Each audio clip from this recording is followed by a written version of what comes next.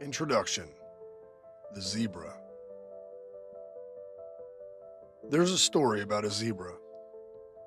If you paint one zebra a different color, just slightly, just enough to make it stand out from the herd, the lions find it first. That is not a metaphor about courage. That is biology. Standing out gets you eaten. The herd is the only protection you have. I have known that story my whole life. And for most of my life, I lived by it. I grew up working class. My dad dropped out of high school at 16. My mom graduated and got married at 18. And spent her life doing what people in working class families do. Waitressing at the local cafe, working as a secretary, driving a bus. My dad was a farmhand, then a bus driver, then started his own business fixing and selling golf carts. It never made much money, but he built it himself, with his hands, and it was his. Between the two of them, they drove buses for around 40 years combined. Side jobs were just part of life. You worked. You showed up. You figured it out. My dad was 49 when I was born. My mom was almost 39. I never knew them as young people. I knew them as people who had already been working for decades and were still going. Nobody in my house pushed college as the plan. We never sat around talking about it. What I remember is my dad, outside, already old by the time I was old enough to notice, squatting down to catch me pitch, coaching our teams. My mom coaching my sister's softball teams. Sports were the language of our house. My sister and I were both good enough to be recruited. That's why we went to college. Basketball. Not because someone mapped out our futures and told us what we needed to achieve. Because we loved the game, and the game took us somewhere. My sister became a teacher. She has 2 master's degrees. I have my master's and my superintendent's license, and I'm writing this book. We can read just fine. My parents never drilled us on academics. They never hovered. They let us play. They let us live. And what came from that? The discipline, the work ethic, the ability to be coached, the hunger to get better, came from sports. Not from a benchmark assessment or an intervention program or a reading level assigned by a computer in a room without us present. I became a principal because I thought I could do it honestly. 22 years. 8 in the classroom. 14 in administration. 4 years running a building. I stayed in the herd. I followed the protocols. I used every word I could find except the honest ones. I sat across from parents and told them their kid needed to leave band. I stood at a podium at a national conference and presented results I was not entirely sure I believed. I signed the contracts in the spring. I ran the meetings the way the framework said to run them.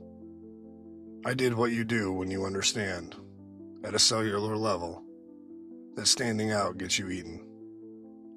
And then a lot of things happened at once, the way they usually do when something finally breaks. I was not sleeping. I had lost 35 pounds. Not on purpose.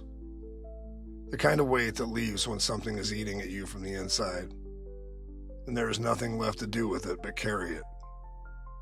I was coming home from work and not being able to turn it off. My kids were coming home from school, hating school, and I was the person who was supposed to believe in school. My dad had passed away.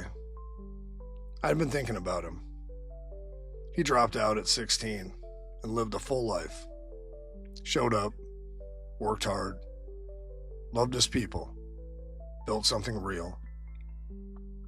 He never hit a benchmark. He never sat in an intervention room.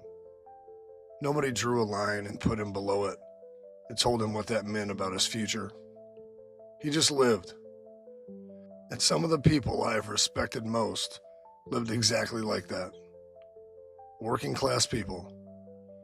People who stayed in the towns they grew up in and took care of each other. People who would show up for you without being asked. I'd been writing stories about Maroa, the real town, the one I grew up in, Central Illinois, working class, the kind of place people leave or the kind of place people stay. And the ones who stay are not less for staying. I started writing those stories to honor the town and the people in it.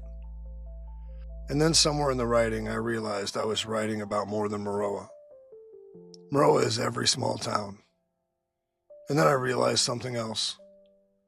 Maroa is also Zion, and Waukegan, and Cairo, and every community that looks nothing like a small Central Illinois farm town, that is full of the exact same people. Hardworking, loyal, present, the kind of people who show up without being asked and never get told they are valuable, because that is not what this country tends to measure. I know this because of my assistant principal. We worked together for nearly 4 years. We look completely different. You would not put us in the same room and assume we had anything in common. She is from Zion. I am from Maroa. And somewhere along the way, we started joking about how the people were almost identical. Same values, same work ethic, same quiet strength. A few cultural differences that were real, but that disappeared entirely when you zoomed out far enough. The same people, just different zip codes. And the system had drawn lines around both our communities and decided what those zip codes meant. I want to say something about her directly, because this book would not be honest if I left it out. When I left that building, I left her with a lot to carry. I've thought about that. But what I learned in 4 years of working alongside her is that she is stronger than me. She was more meant for that building than I was. I was meant to do this. She was meant to do that. And I genuinely believe, that she is the person who is going to change that place. Not because the system finally got it right, because she is exactly the kind of person the system keeps trying to replace with a rubric and cannot. I was sitting around a fire with one of my closest friends. Late in the evening, everyone else had gone inside. We were talking the way you talk when it's just two people and the fire is low, and there's nothing left to perform for anyone. I'd been complaining, not dramatically, just the slow, steady kind of complaining that builds up when something's been wrong for a long time, and you've not said it out loud enough times to get it out of your system. He had heard versions of this before. He was patient with me. He is that kind of friend. And then at some point his voice changed. Not mean, not sharp, just different. The way a voice gets when someone has finally decided to stop being gentle about something. He looked at me and said, "Well, why don't you just do something about it?" I did not say anything back. That is not the kind of thing you answer immediately. I just sat there and looked at the fire. And I knew he was right. And I knew I had run out of reasons not to. I did not know what doing something meant yet. I did not wake up the next morning with a plan. At first, I just thought maybe I could build something quiet. A reading app. A tool for kids. Something that helped without requiring me to say anything out loud about why I was building it. I did not want to be public. I did not want to stand out. I still remembered the zebra.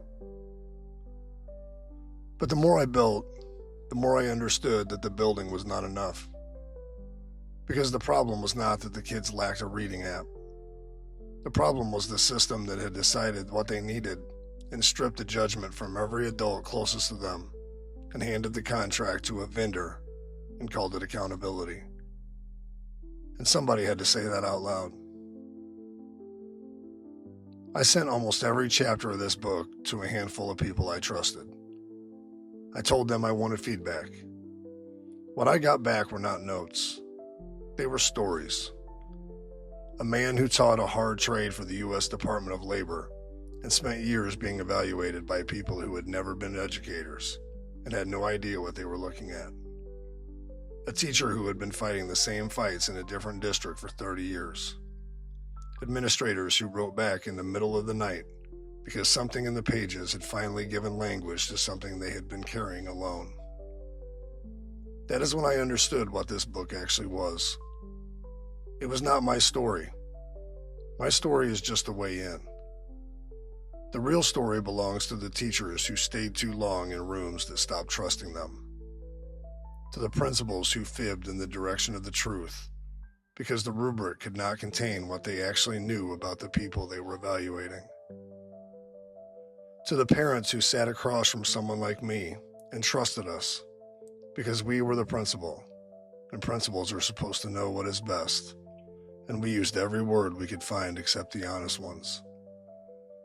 And to the kids, the ones who lost band, the ones who spent 3 years in intervention instead of choosing an elective, the ones who went to the bathroom between every class because it was the only room in the building without a camera, the ones who absorbed everything that flowed down from every layer above them because they were at the bottom and there was nowhere left for it to go. This book is for them, and for the people who love them, and for the people who were hired to serve them and found themselves, somewhere along the way, serving something else instead. My dad dropped out at 16. He was one of the best people I ever knew. The system would have had a lot to say about his number. He did not need the system to tell him who he was. Neither do your kids. Every child deserves a floor. After that, it's their life. That is what this is about. That is what it has always been about. Let's get into it.